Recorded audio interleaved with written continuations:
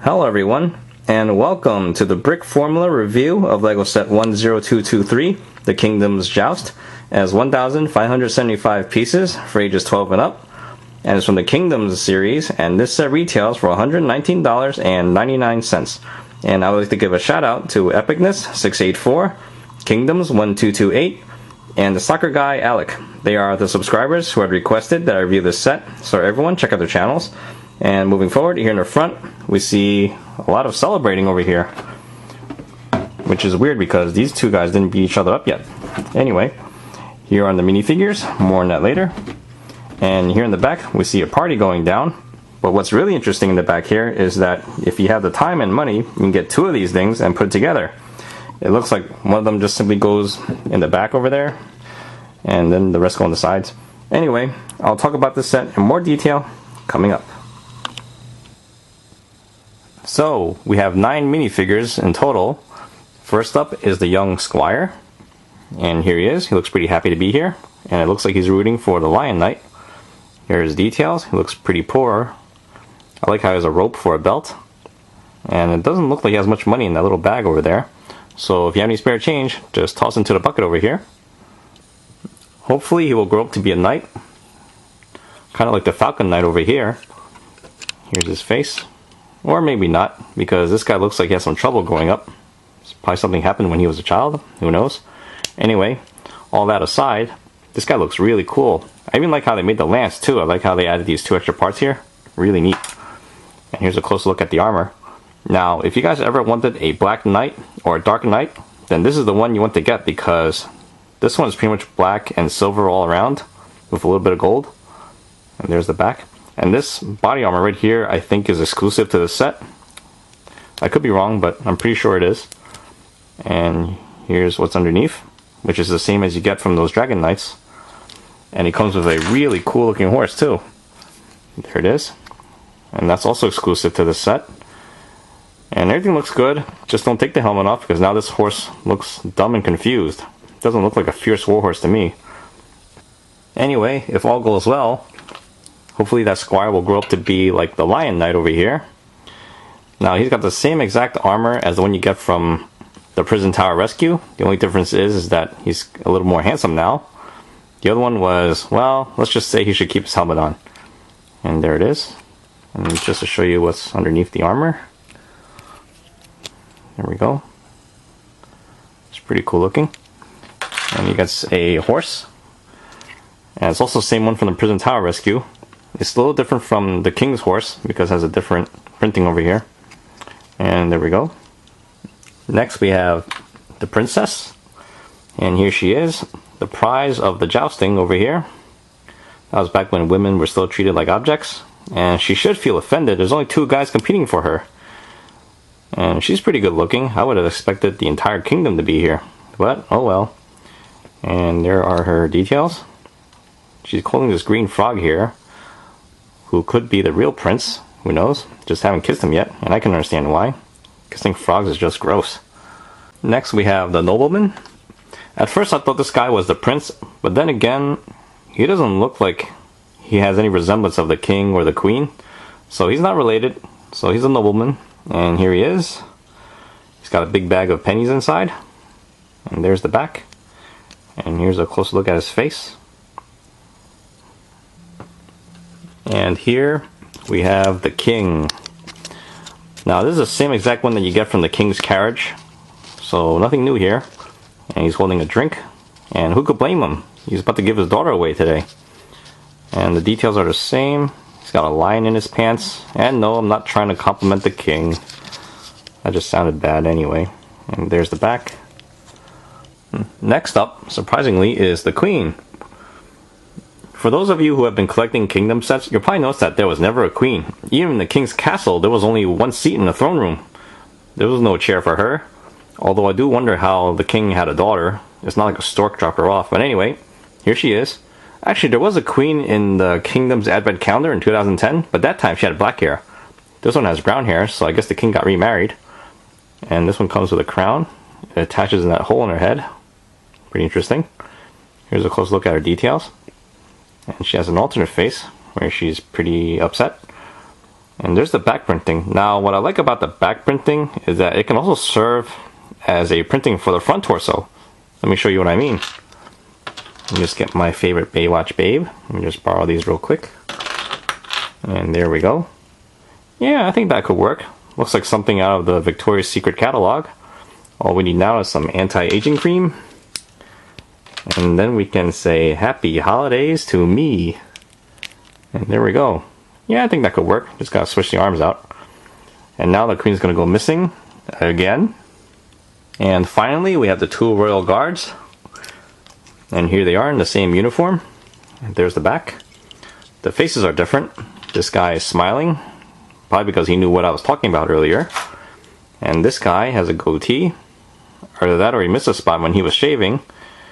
And he has an alternate face. And that's the expression you would have when you find out that your electric shaver runs out of power. But what can you do? You still have to go to work. Here, maybe this will help. Now nobody cares. There we go. And here is the Kingdoms Joust. And this thing looks spectacular. I mean, it's just amazing. I guess I'll start with the accessories first because there's a lot to talk about over here. The first thing you get to build is this fence, which looks pretty self-explanatory. The only thing worth noting is the middle here where they have the shields. This way the competitors know which side they go on and compete. And they'll be competing for the princess, who happens to be all the way up there. I think she should be down here because personally I think that if I were to compete, I like to see the goods first before I, risk my life out there. I might break my back, Well, not necessarily check the goods up, but at least just to see if she's pretty. Well, you know what I mean. Anyway, that's pretty interesting. Next you go to build these two tents. Now what's odd about the tents here, well, the tent for the Lion Knight is okay. Here it is all around. It's all red and white and stripes. It's a pretty simple design. And inside we have a holder for the mace. Got two flags on top. There's the bottom. Now the tent for the Falcon Knight is a little weird because if I remember right, the Falcons had a blue and black color with some silver. This one's in dark green, which is the Dragon Knight's color. So I think they made a mistake over here. But just want to point that out. And because they don't really make these kind of bricks in dark green, they use this kind of design instead, which is a lot more simpler. And it looks okay for the most part. And inside you have a battle axe for your chopping pleasure. Next is the royal viewing box, and oh, whoops. She's not supposed to be there. Looks like the king is trying to get a third wife. Reminds me of King Henry. Sorry about that, your fantasy. I mean, your majesty. I can see why she's upset there. Well, it's probably a good thing that there's a big bottle of something strong next to her. She's gonna need that. That should help with the pain, because her husband likes to eat cherries. Oh, that almost came out bad. Well, anyway, here's a closer look. It's actually a pretty cool design. It's simple too, but it looks really good too. Here it is all around. We have some steps so you can get up there. And there's the back. Here's a close look at the inside. Pretty neat, right? It's a small little structure. And there we go. We have the opposing flags on the top. Here's the main building, and this thing looks gorgeous. And there it is, going up and down. Pretty neat, right? We'll start the side buildings first because you get to build those before the main course. Over on this side we have a little platform where the squire goes, and that's where he stores his tools. He's got a fork in here for who knows what, probably to stack up some hay for the horses. And I guess he helps the opposing sides. There's only one squire available here anyway. It's like a pit crew. And these can kind of open up all the way, like that. It kind of allows you some flexibility if you decide to go modular with this thing. And here's the other side. This is like the old-fashioned box seat. Okay, and there's the nobleman holding his bread in a really improper manner. I didn't do that on purpose. That just looks weird. So let me just fix that. So anyway, and here's the back side to that.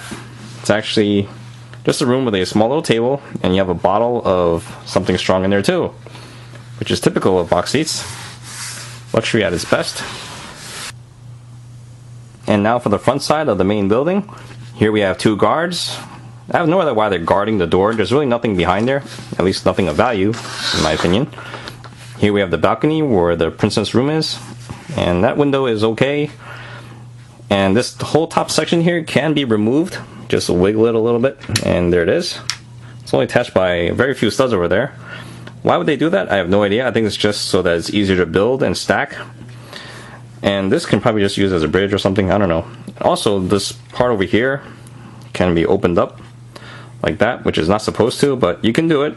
So if you want to put it on the ground, it can probably serve as a door, whatever you like. Be inspired. Okay, and there we go. Here's the back side of the building, and I guess I'll start with the top. The first thing I want to talk about are these holes over here. That's what you use to attach to another one of these on the back side over here. And you just need a few extra pegs. They have that at the bottom too, over here and here. And then once you're done with that, you can replace these parts and move it kind of like right there. This way you connect the towers together. So, I mean, you'll get the idea once you see the back of the box a little more closely. And now, over here it's pretty hollow, but over here there's a rat and there's a piece of cheese. I honestly have no idea how he got in there because there's really no way in there. So whatever. On the third floor we have a table, and this one's pretty interesting. They use 4 frogs as legs, and there's your table. Honestly, if this was in real life I wouldn't buy it because it kind of looks ugly, but it is an interesting design. Over on this side we have the makeup room for the queen. Looks like we have some perfume bottles in there and a stool, which is odd because the way the queen stands up, she might be a little weird sitting on that thing, so don't really need that. And right below it is the princess's room. We have a drawer over there that doesn't open, pretty plain. Over on this side we have a room for a really important book because that's the only thing in there. Now we come down to the first floor. As I said, there's nothing in here, but over there we have that picture that you get from the Brick Friday and the Holiday exclusive set. So if you missed out on it, you get that picture frame over here. And on this side we have the map of the 4 golden weapons from Ninjago. Must be an heirloom that they passed down from generation to generation, who knows. And there it is. And now to talk about one more feature. And finally, I would like to talk about this feature right here. This is what makes it modular, and it is compatible with the King's Castle. So if you want to build something bigger, you can, and it's actually a lot of fun too. Let me just show you guys a few examples.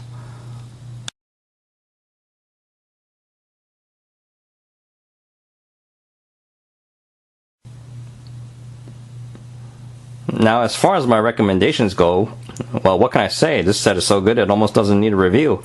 Value-wise, we're looking at 7.6 cents a piece, so that's really good.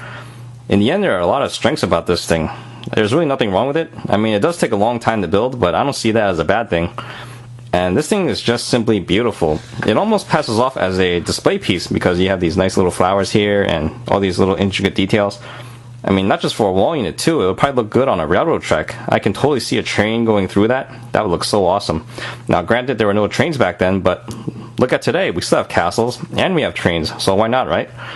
And plus, since this thing is modular, I really hope that LEGO makes more Kingdom sets just like this, where it's kind of compatible and you can just expand and build a bigger castle. I think that can totally be the next modular series. And I have heard rumors that there may be another Kingdom set in 2012, so who knows. This is definitely one of those sets that you can buy and hold, and you can never go wrong with it.